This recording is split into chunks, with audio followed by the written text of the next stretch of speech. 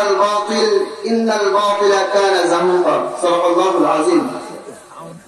আমরা সবাই সর্বপ্রথম শুকরগুজার হচ্ছি মহান রব্বুল আলামিনের দরবারে যে আল্লাহ তাআলা আমাদেরকে এমন একটা মহতী মাহফিলের মধ্যে আসার তৌফিক দান করেছেন।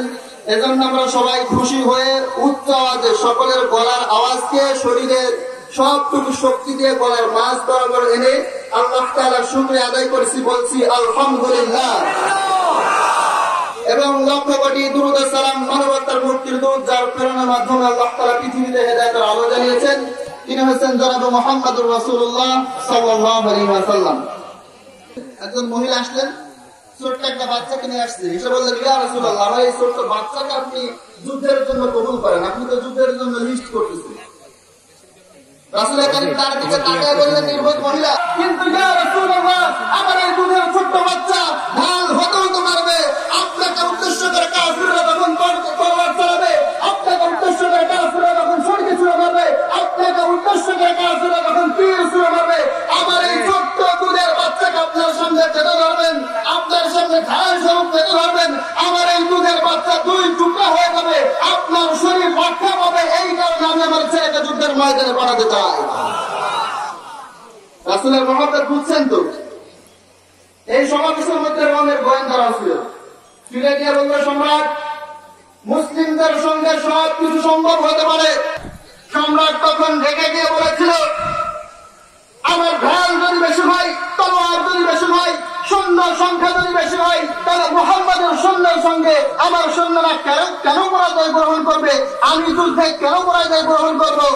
গোয়েন্দা বলেছিল, সম্রাট, স্পষ্ট ভাবে কান খুলে শুনে রাখো সম্রাট, তোমার সৈন্যদের ঢাল বেশি হতে পারে, তলোয়ার বেশি হতে পারে, সৈন্য সংখ্যা বেশি হতে পারে, কিন্তু জেনে রাখো তোমার সৈন্যদের কাছে মদের বার আর সুন্দরী নারী যত বেশি প্রিয়, মুহাম্মাদের সৈন্যদের কাছে তাদের নিজেদের জীবন আল্লাহর রাস্তায় মুহাম্মাদের জন্য ফিরিয়ে দেওয়া তার চেয়ে বেশি প্রিয়।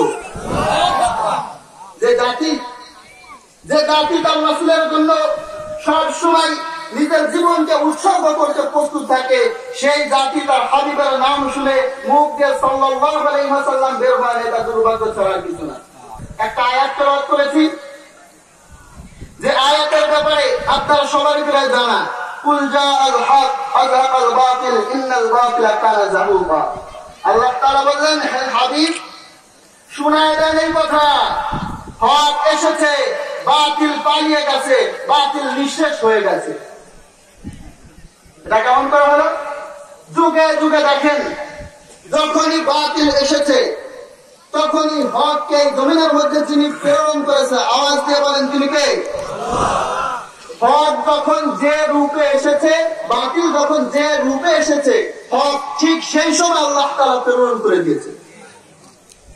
বাতিল যখন ছিল ইবলিসের রূপে, হককে তখন আল্লাহ তাআলা প্রেরণ করলেন আদমের রূপে।